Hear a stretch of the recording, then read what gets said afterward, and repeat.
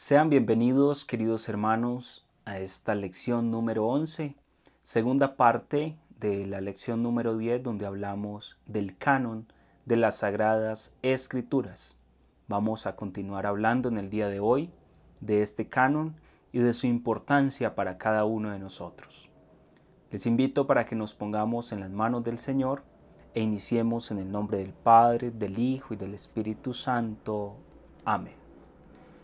Amado Dios, tú eres el dueño de nuestras vidas. Hoy venimos ante ti, ponemos toda nuestra existencia en tus manos. Tú eres el Dios del amor, de la gracia. Envíanos la sabiduría, la ciencia necesaria para acercarnos a este curso bíblico. Te pedimos que desciendas con la fuerza de tu Santo Espíritu, que venga Él sobre cada uno de nosotros y nos tome en este momento, nos haga sus instrumentos a fin de servirle de la mejor manera. Te pedimos, Espíritu Santo, que descienda sobre cada uno de nosotros. Respira en mí, Espíritu Santo, para que mis pensamientos puedan ser todos santos. Actúa en mí, Espíritu Santo, para que mi trabajo también pueda ser santo. Dibuja mi corazón, Espíritu Santo, para que solo ame lo que es santo. Fortaléceme, Espíritu Santo, para que defienda todo lo que es santo. Guíame pues, guárdame pues, Espíritu Santo, para que yo siempre pueda ser santo. Amén. Gloria al Padre, al Hijo y al Espíritu Santo, como era en el principio, ahora y siempre, por los siglos de los siglos. Amén.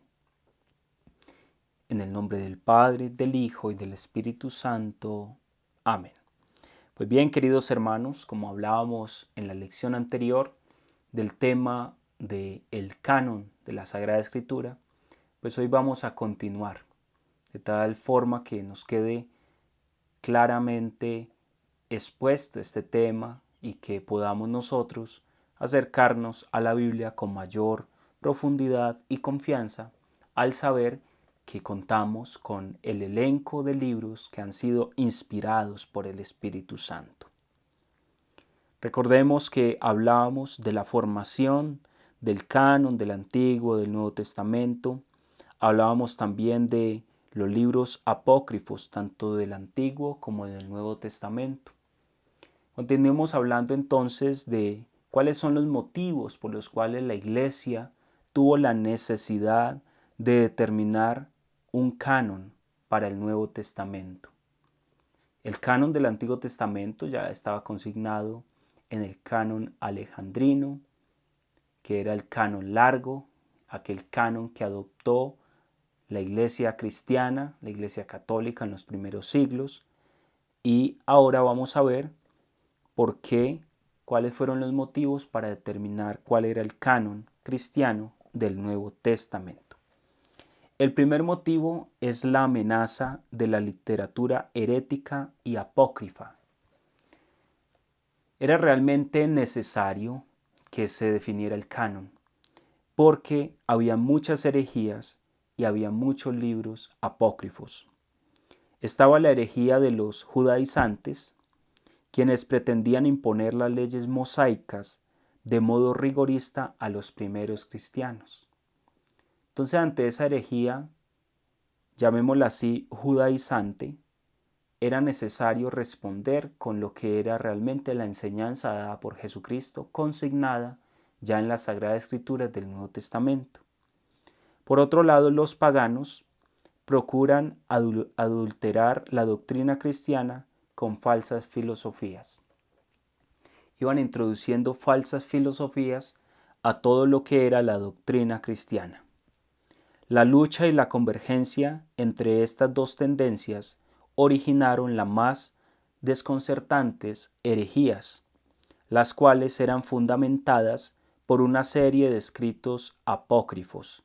Y ahí esas herejías se introdujeron en los libros como el Evangelio de Matías, el Evangelio de Felipe, el Evangelio de Poncio Pilato, el Evangelio de Judas Iscariote, entre muchos otros evangelios que iban suscitando.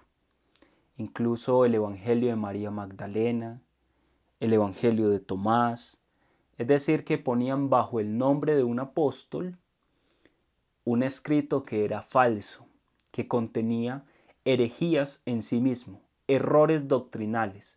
Entonces, claro, como las comunidades recibían los escritos y lo que estaba por escrito tenía mayor fuerza, y si lo ponían bajo el nombre de un apóstol, entonces eso le daba autoridad. Pero resulta que eran escritos erróneos, escritos no inspirados por el Espíritu Santo. Otro fue el surgimiento del gnosticismo. El gnosticismo es una doctrina esotérica la cual enseñaba que Jesucristo había impartido dos doctrinas, dos enseñanzas. Entonces se hablaba de que Jesús tenía dos tipos de enseñanzas. Una era la enseñanza común, cotidiana, que le hablaba a todo mundo, de los sermones cuando habían 3.000, 5.000 personas. Ese era un tipo de enseñanza. Pero resulta que decían los gnósticos que existía un segundo nivel de enseñanza más elevado, que era una enseñanza secreta, que era una enseñanza a la cual no todos tenían acceso, ya que era para unos privilegiados, y que era la enseñanza que Jesús le dio a sus apóstoles en privado. Entonces ahí nace la herejía del gnosticismo, donde se habla de una gnosis, un conocimiento exclusivo para los consagrados, un conocimiento de misterios, hechos misteriosos. Resulta que surgieron unos representantes de esta herejía como Marción. Marción se encuentra entre el año 140 al 170. Él elabora una antítesis entre el Dios del Antiguo Testamento y el Dios del Nuevo Testamento. Él nos dice que el Dios del Antiguo Testamento era un Dios vengativo, un Dios de guerra, un Dios de muerte, mientras que el Dios del Nuevo Testamento era un Dios que perdonaba, un Dios misericordioso, un Dios manso. Por lo tanto, él dice que hay dos dioses, un Dios en el Antiguo Testamento y un Dios en el Nuevo. Completamente una herejía, porque como hemos visto, el mismo que inspiró el Antiguo Testamento ha inspirado el Nuevo y estamos hablando del mismo Dios. Entonces él decía que Jesucristo no puede corresponder desde ningún punto de vista con el Dios del Antiguo Testamento, con Yahvé, ya que este último es severo, justiciero y exigente, mientras que el Dios de Jesús es todo misericordia y bondad. Luego propone rechazar radicalmente el Antiguo Testamento, para solo quedarse con el Nuevo Testamento. Marción también rechazó los evangelios, excepto el de Lucas, pero lo abrevió, le quitó pedazos. Rechazó las cartas pastorales de San Pablo, al igual que la carta a los hebreos. Miren cómo es de peligroso esta herejía del gnosticismo. También se encuentra Montano.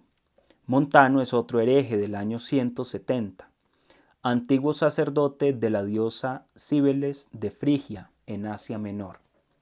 Se convirtió a la fe cristiana, se creía un profeta enviado de Dios, anunció la inminencia del fin del mundo, decía que por su boca hablaba el mismísimo Espíritu Santo. Sus seguidores son conocidos como los montanistas. Se creían instrumentos de revelación del Espíritu Santo. De sus profecías surgieron innumerables libros sagrados y nuevas sentencias proféticas. De Montano, del cual surge la herejía del montanismo.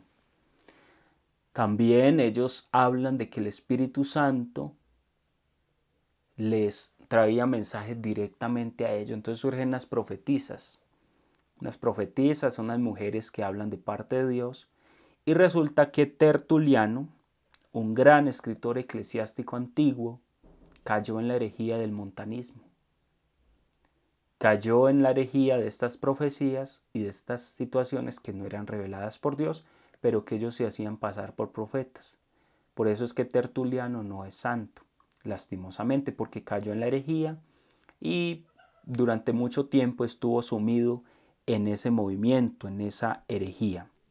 Entonces, frente a esas tres tendencias principales que surgieron en el inicio del cristianismo, es como la iglesia quiere poner de manifiesto cuáles son los libros realmente inspirados. De ahí la preocupación de recopilar, de tener una lista de libros inspirados, para que todo lo que llegara, la gente sencilla no comiera entero, no dijera, no, si esto es inspirado, esto nos habla de Dios. No, sino que la iglesia siempre ha cuidado, ha protegido, ¿qué? La sana doctrina, sobre todo de las personas que no tienen mucho conocimiento.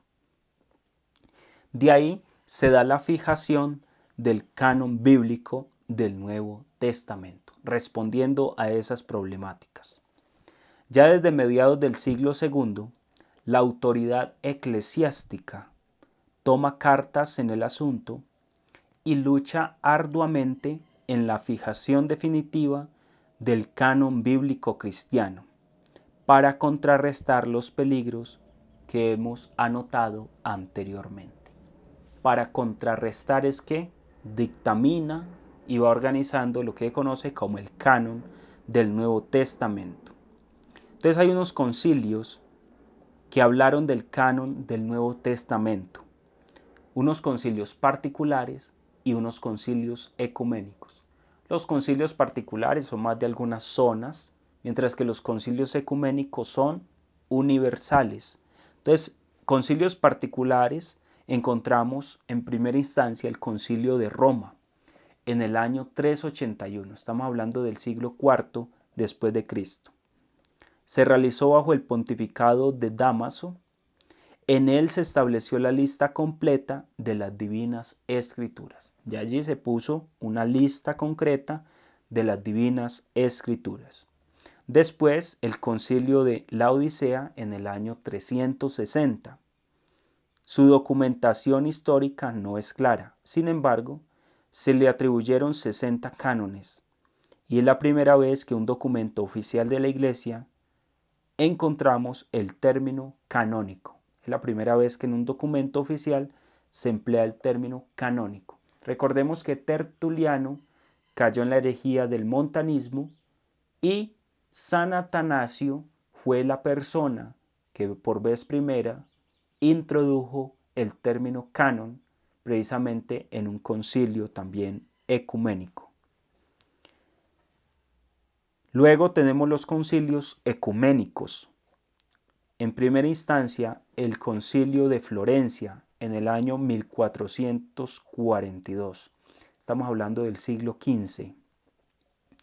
Aquí la canonicidad se definió con relación a la inspiración. Canonicidad e inspiración van unidos, como veíamos desde la lección anterior. Esta lista será la misma aprobada por el Concilio de Trento. Es decir, que el Concilio de Florencia da también una lista de libros inspirados que van a ser exactamente los mismos que toma el Concilio de Trento.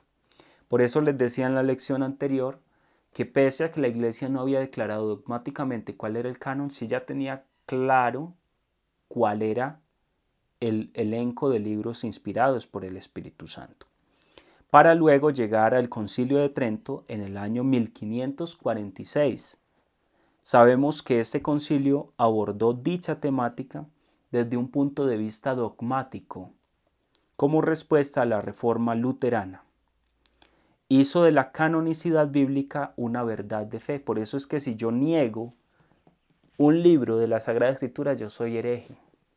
Yo estoy en el error. Estoy cometiendo un grave error. Si estoy negando de manera pertinente, duradera, estable, de que yo no estoy de acuerdo con que ese libro esté dentro de la Biblia. Si de pronto usted dice ser católico, pero duda de algún libro de la Biblia, pues debe preguntarse si usted realmente está en la fe de la Iglesia, porque puede ser que no. Puede ser que usted crea unas cosas, pero otras no. Pero para estar en plena comunión con la Iglesia hay que creer todo lo que la Iglesia cree. Y eso es muy importante. Entonces el Concilio de Trento ratifica dogmáticamente la lista y hace de la canonicidad una verdad de fe. Ratifica entonces la lista de los libros que presentaba el Concilio de Florencia y privilegia el uso de la Vulgata. La Biblia Vulgata, la Biblia en latín, traducida por San Jerónimo. Esa Biblia fue durante muchos años la Biblia oficial de la Iglesia. Durante muchos siglos fue la Biblia oficial de la Iglesia. Entonces, no era que se prohibiera el uso de otras versiones de la Biblia, no, sino que esa era la que la Iglesia decía, esta es la Biblia que ustedes deben de leer. Como habían tantas herejías y tantas cosas, la Iglesia tuvo que sacar una sola versión y decir, esta es. Después abrió la posibilidad a que muchas otras Biblias fueran tomadas por los cristianos, leídas, comentadas, etc. El Concilio Vaticano I en el año 1870 también ratificó dogmáticamente la doctrina del Concilio de Trento sobre la canonicidad, sobre la inspiración de los libros que se contienen en el canon. Entonces ratifica. Ahora bien, hablemos un poco de los libros deuterocanónicos y canon bíblico cristiano. Los libros deuterocanónicos se dicen así, se ha dicho que de una manera inoportuna, ya que no suena bien, es como si unos libros fueran más importantes que otros. Sin embargo, pues se habla de libros protocanónicos, es decir, los que nunca tuvieron problema para entrar en el canon, y los libros deuterocanónicos los que tuvieron algunas dificultades. ¿Por qué? Porque provenían de la Biblia griega de los 70. Pero eso no les quita que también tengan el mismo valor y que sean inspirados por el mismo Espíritu de Dios. Y para el Antiguo Testamento, reforzando un poco lo que se decía ya en la lección anterior, son 7. 7 son los libros deuterocanónicos del Antiguo Testamento. Encontramos Baruch, Tobías, Judith, Sirácida, Sabiduría y Primera y Segunda de Macabeos. Baruch, Tobías, Judith, Sirácida, Sabiduría, Primera y Segunda de Macabeos. Estamos hablando de 7 libros que no admite la Biblia protestante, que no admite la Biblia judía. ¿Por qué? Porque no fueron escritos en Palestina y no fueron escritos en lengua hebrea, sino que fueron escritos fuera de Palestina y en lengua griega, como si el Espíritu Santo estuviera determinado a una sola lengua o a un solo lugar. También hay unos fragmentos deuterocanónicos de los protocanónicos, es decir, que dentro de los libros que tradicionalmente se tienen como inspirados, que no tuvieron ningún problema, hay fragmentos que ellos no aceptaron. Por ejemplo, en el libro de Esther, en el capítulo 10, versos del 4 al 16. Si usted cita Esther 10, 4 al 16 en una Biblia protestante, aunque sí tenga el libro de Esther, no va a encontrar ese pasaje. O por ejemplo en el libro de Daniel, donde se habla del cántico de los 3 jóvenes, o la historia de Susana, o Bel y el dragón, que eso están entre los capítulos 13 y 14 del libro de Daniel. Entonces hay fragmentos dentro de los libros que son canónicos para la Biblia judía que no tienen esos fragmentos, no tienen esos trozos. Entonces están incompletos. En el Nuevo Testamento también hay unos libros deuterocanónicos. Carta a los Hebreos, Carta a Santiago, Carta a Judas, Carta de San Judas, Segunda de Pedro, Segunda y Tercera de Juan y el libro del Apocalipsis. Con respecto de estos libros, sobre todo el de la Carta a los Hebreos, la Carta de Judas, Segunda y Tercera de Juan, les pareció que no eran inspirados porque eran muy chiquitos, muy corticos, entonces como que no, eso como que no es inspirado. Entonces lo sacaron durante un tiempo. Luego la iglesia dice, no, esto también hace parte de la inspiración bíblica, no es porque sean más extensos que son inspirados, sino es porque realmente están transmitiendo la verdad de Dios. Entonces esos fragmentos y esas cartas, esos libros, también tuvieron dificultades dentro del Nuevo Testamento. Entonces se hablan de libros deuterocanónicos del Nuevo Testamento, es decir, los que tuvieron algunas dificultades para entrar en el canon. También algunos fragmentos del Evangelio, por ejemplo, en San Marcos, el final del capítulo 16, versos 9 al 20, también era considerado como deuterocanónico. El pasaje de la mujer adúltera, Juan 7, entonces tampoco era considerado inspirado, entonces como un añadido posterior. Sin embargo, la Iglesia ratifica que era inspirado por el Espíritu Santo. O el pasaje que habla del sudor de la sangre de Jesús en Lucas 22, 43 al 44, fragmentos considerados como deuterocanónicos. Como había unos principios, unos criterios para definir cuáles eran los libros canónicos del Antiguo Testamento, pues también hay unos criterios para decir cuáles son los libros inspirados del Nuevo Testamento. Hay un criterio principal, y es que su origen esté garantizado en la revelación hecha por el Espíritu Santo a la Iglesia y transmitida por la tradición apostólica. Lo repito, ¿cuál es el criterio principal por el cual la Iglesia confiesa que los libros que tenemos en el Nuevo Testamento son inspirados? Que su origen esté garantizado en la revelación hecha por el Espíritu Santo a la Iglesia y transmitida por la tradición apostólica. Ese es como el requisito principal, que venga del Espíritu Santo y que haya sido ratificado y transmitido por la Iglesia, por la tradición apostólica.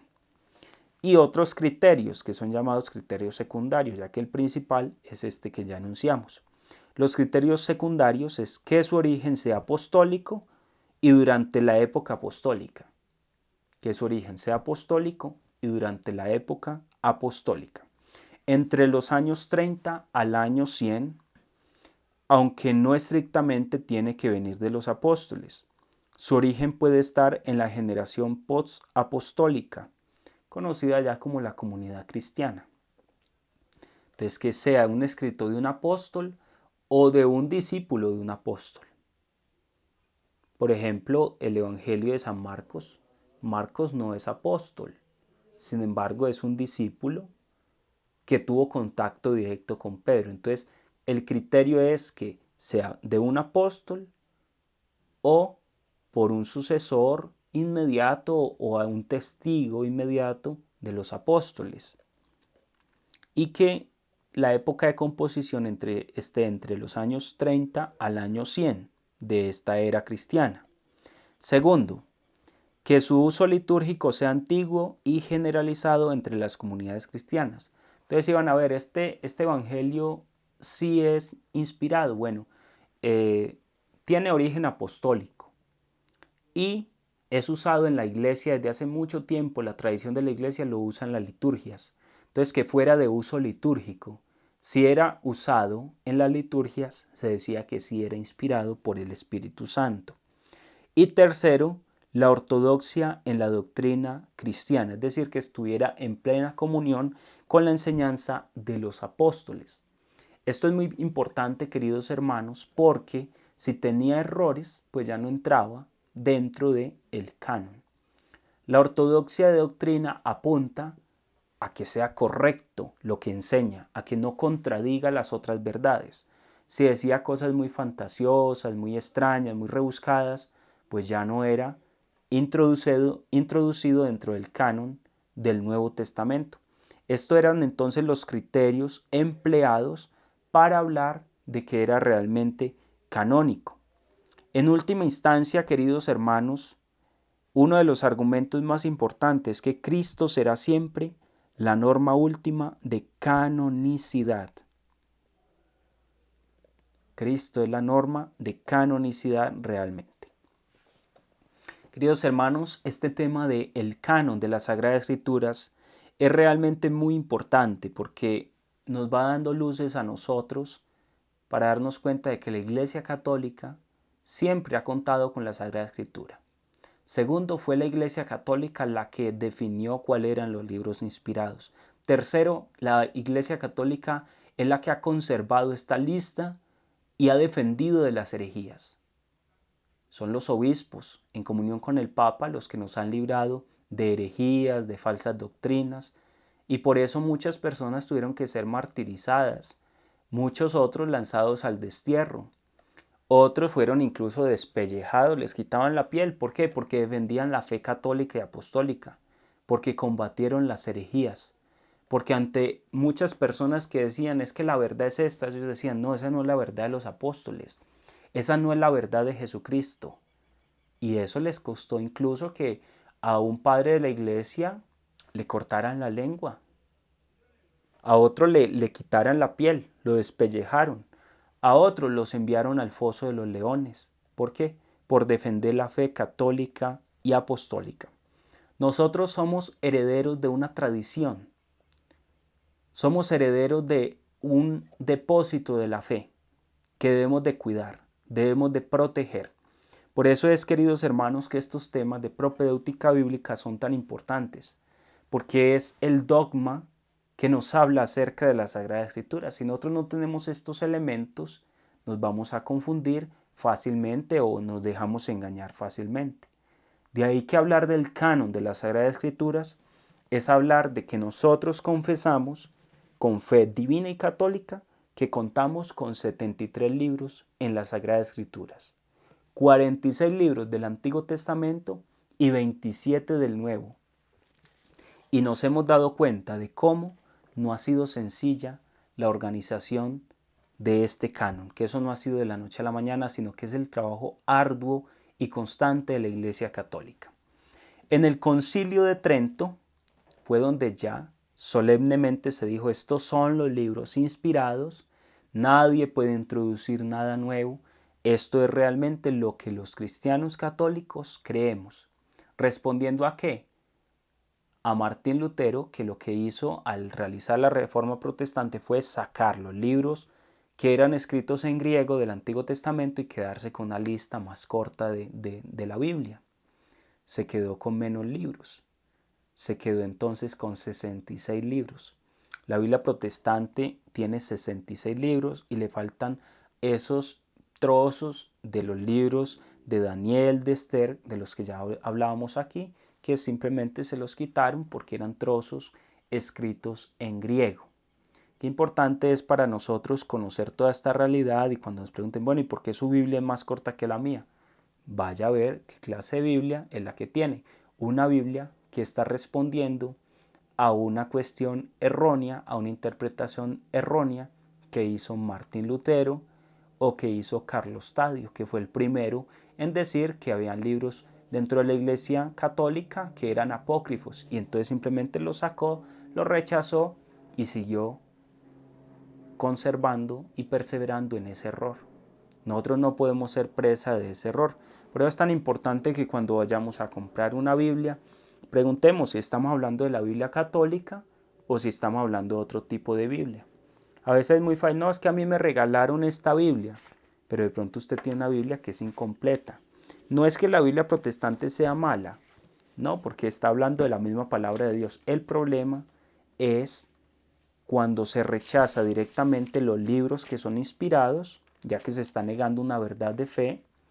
Y el otro problema es que yo voy a consultar la Biblia y no encuentro un libro. Entonces, eso sí es un problema, porque ¿cómo voy a hacer si me ponen a leer un libro, por ejemplo, de los Macabeos? Pero resulta que la Biblia que yo tengo no tiene esos libros. De ahí la importancia, queridos hermanos, insisto, de estar atentos y de enseñarle a las personas con bases, con la teoría que hemos compartido aquí, porque nuestra Biblia es realmente la Biblia que contiene la inspiración del Espíritu Santo. Démosle gracias al Señor, al Espíritu Santo, que nos ha permitido compartir este momento de enseñanza, que para Él sea la gloria, el honor y el poder, porque nos permite a nosotros acercarnos a la verdad, que nos dé siempre la humildad, para que con sencillez de corazón podamos inclinarlo delante de Él, manifestándole todo nuestro amor, toda nuestra cercanía y nuestra acción de gracias. Gloria al Padre, al Hijo y al Espíritu Santo, como era en el principio, ahora y siempre, por los siglos de los siglos. Amén. Te pedimos, Señor, nos bendigas, en el nombre del Padre, del Hijo y del Espíritu Santo. Amén. Pues bien, queridos hermanos, con esta lección cerramos como un primer capítulo dentro de esta primera temporada o primer nivel de nuestro curso bíblico. Ya hemos visto los temas esenciales de la propedéutica bíblica. Ahora vamos a entrar dentro de la propéutica bíblica, pero a examinar lo que hace referencia a los temas más de interpretación bíblica, como son los géneros literarios presentes en las Sagradas Escrituras y los sentidos de la Sagrada Escritura. Vamos a ver también sobre la hermenéutica, hermenéutica del texto, hermenéutica del autor, y vamos a estudiar todos estos temas que nos van dando luces para un correcto acercamiento a las Sagradas Escrituras. Que Dios les bendiga a todos ustedes, queridos hermanos, que se enamoren cada día más de la palabra de Dios.